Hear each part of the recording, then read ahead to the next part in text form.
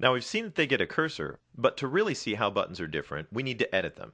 Now we've edited a couple of different movie clips before, and we can do that in two ways. I can either double click on it right on the stage, or we can go up to our library and we can double click on it in the library to open it by itself.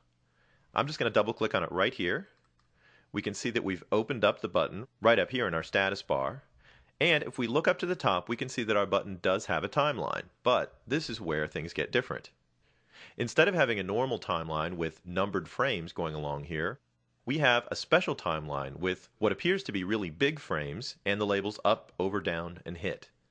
This is where we set up what we call states in our buttons.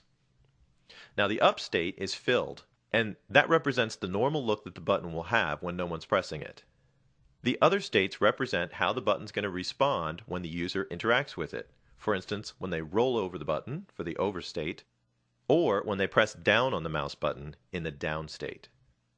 Now even though this timeline looks strange, it actually works the same as the other timelines we've used before. For instance, I can just change the layer name. I'm going to double click and type in background.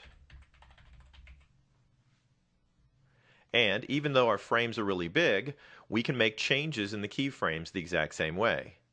If I'd want to change something in the over frame, I would need a keyframe there. So I'm going to select the over frame, and I can use Insert Timeline, Keyframe, just like before. That's going to copy whatever artwork was in my previous keyframe forward into the next one.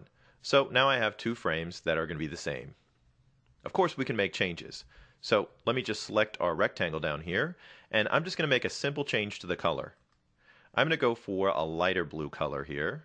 Let's see, something a little bit brighter. And we can see the darker blue color in our up frame and the lighter blue in the over frame. Now, we might as well keep going. Let's go ahead and put a down frame in as well. I can use my keyboard shortcut here as well. Remember, F6 creates a keyframe.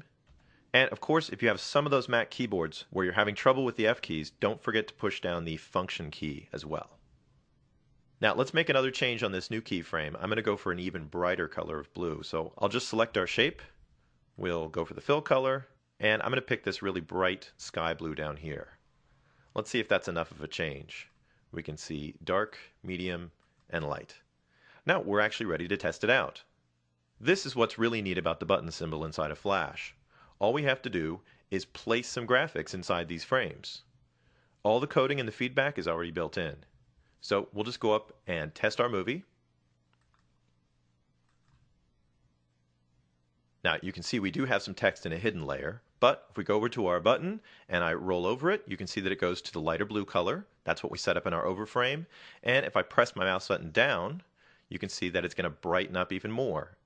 And our button responds just like we would expect it to, showing us what we've put into the over and down frames. Now let me close up that preview. Now we can easily see what each of these frames is going to do for us, and I would like to mention that you don't have to use them all if you don't want to. You'll always start with the up area filled when you set up a button, and it's a good idea to go ahead and fill up the over frame. A lot of designers skip the down frame if you don't really need to have the button change while it's being clicked. So you could easily leave that off if you want to.